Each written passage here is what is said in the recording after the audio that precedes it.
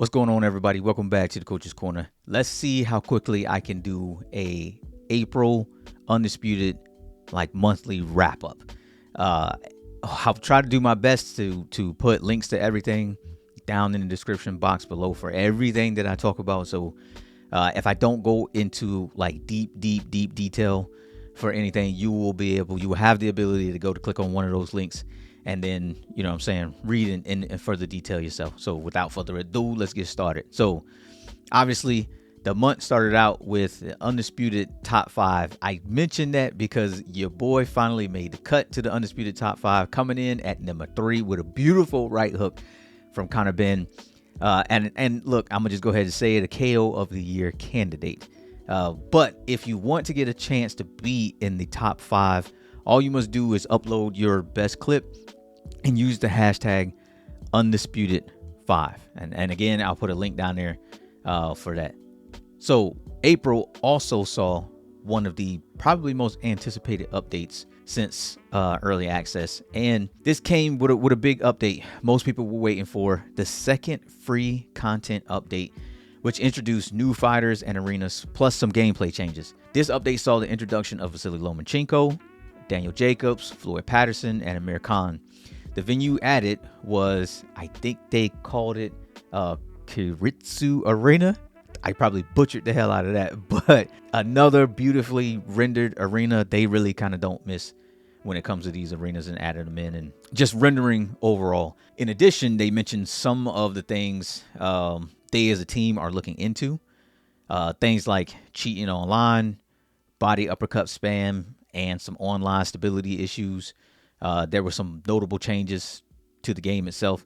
They removed the specific left, right, center damage zones for a more condensed overall head and overall body zone to encourage mixing up your punches and not just attacking one specific zone to exploit an easy KO. If you have played online at all, most people, especially after the recent update to hook spam got way worse. And you could literally get hook spam to one side of your head and you would get knocked out. Obviously, a lack of defense there kind of would contribute to it, but it did make it easier for you to score a knockout. And depending on what fighter you were using, it made it way easier for you to score a knockout from one side. There were overall adjustments to stamina, although overall punch stats are still kind of pretty high. You can still come out of fights throwing well over 1k punches a fight. This is one of those areas that seems pretty tricky to get nailed down. If you're only allowed to throw 500 punches a fight, will the action be good enough to be satisfying? That is kind of my question. Or should 1k punches a fight remain the standard? So you all let me know in the comment section below when it comes to stamina adjustments and how many punches around you think would still maintain a fun experience. How about that? We'll put it that way. For the offline only players out there though, the AI was updated to be of what I would describe as a more human-like opponent, making smarter decisions based on the fight style of the boxer that is selected. So this is something that I think they could look at some other games and see what or how they are making AI opponents a little bit more lifelike. So if you got an outboxer, the AI would fight more like an outboxer, and then if you have a brawler, the AI would brawl a little more. So I mentioned that they could look at some other games. Now I'll throw one out here. Obviously, there's a genre difference here, but just something to look at. So this past week, I have been playing the Street Fighter 6 demo all week, and I have to say the level 8 CPU is the most lifelike AI opponent I have ever faced. The way the CPU optimizes its spacing and the combos based on positioning and whether they have you cornered or not, and the combos that they use, whether you're in the corner, mid-screen, the amount of meter that is available, it has literally taught me more about the game and what will be available to use against online opponents. And I think that is something that needs to be implemented regardless of genre. When you have an AI that seems so advanced, obviously they have reflexes you would never, a human opponent would never have. No way that you can get literally a one frame read, a human opponent's just not going to do that. So CPU is always going to have an advantage there. And obviously, we're not looking for that too much. But if you have an AI that you can play against that can literally teach you things that you can then in turn utilize that and go online, then what you end up creating is a more competitive experience overall. And you have an additional way to learn.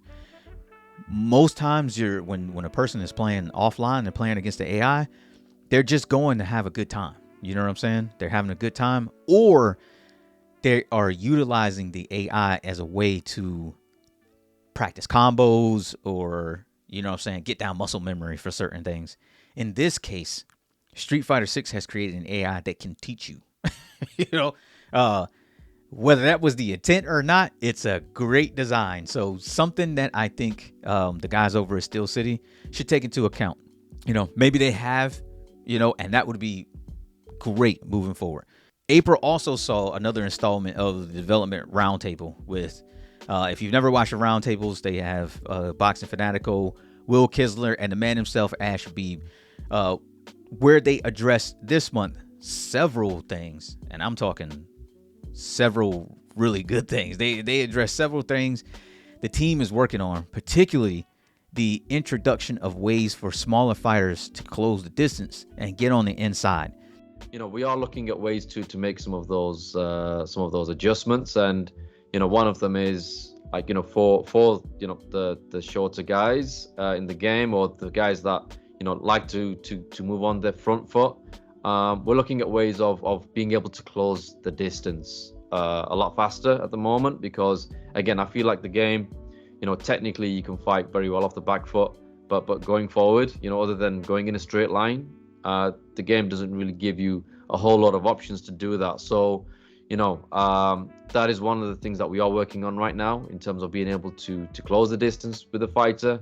Whether that's a bit of head movement going in, that is something that we're actively looking at the moment. That is a huge thing that I think needs to be addressed.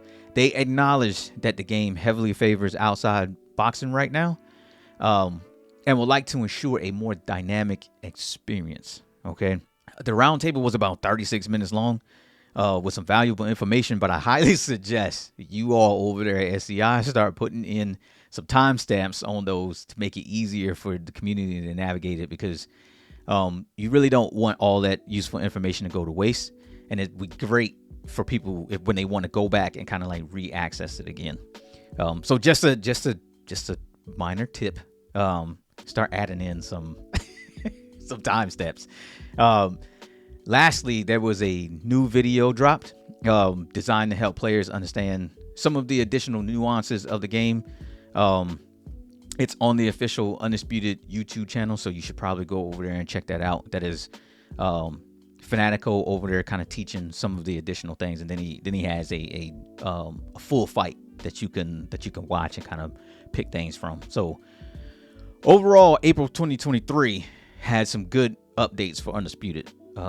New fighters, venues being added, some bug fixes, balancing changes to the game, and a roundtable that sounded promising. And honestly, the future of Undisputed sounds pretty bright. But honestly, SCI must hold true to the things that they are promising. If they can do that and like slowly show players, and I put show in big air quotes because that's important, show players what they are working on from time to time, then I think the community will begin to rally behind it a little more. Obviously, it's kind of fallen off some. A lot of people have walked away who've had some like bigger community figures, people like King Juice, who basically said, look, man, I ain't trying to make videos right now on the game. It's just not fun. We would honestly like to see everybody like that come back. So we live in a show me world, man. Like you gotta show us what you're doing. And it will just help. Little tidbits would help. Either that or drop the console release date. Yeah, that's kind of the biggest thing that's being asked for right now. The console community is out there chomping at the bit in order to get it. So that's all I got. Let me know what you thought down in the comment section below. I wanted to keep this kind of short and sweet as I could. But you guys let me know down in the comment section below what you thought of this month, the roundtable, the new venues, the changes. Yeah, man. And I will catch you on the next one. Peace out.